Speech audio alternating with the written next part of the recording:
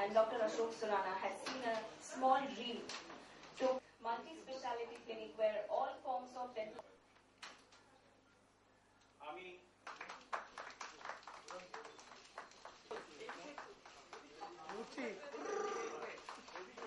বরাবর হয়েছে এবং তার সুফল আমরা পেয়েছি।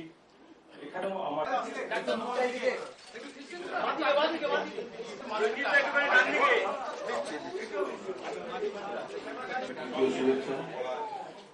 ধন্যবাদ জানাচ্ছি তরফ থেকে যে সিনিয়র সিটিজেন কার্ড আছে ডাক্তার সিনহা বলছিলেন যে শরীরে এত হাত পা চোখ কান নাক আছে, এত জিনিস থাকতে দাঁতের কথা কেন বলা হয়েছে? পরে জানতে পারলাম মোস্ট ইম্পর্টেন্ট থিং, দাঁত থেকে অনেক কিছু জিনিস ডিপেন্ড করে।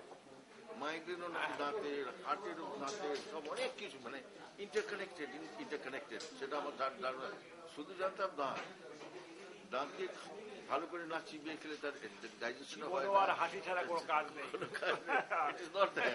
জীবন আর হাসি ছাড়া কোনো কাজ নেই, তাহলে এর অসংখ্য কাজ আছে এবং ভেরি ইম্পর্টেন্ট, ওটা না হলে খুব মুশকিল।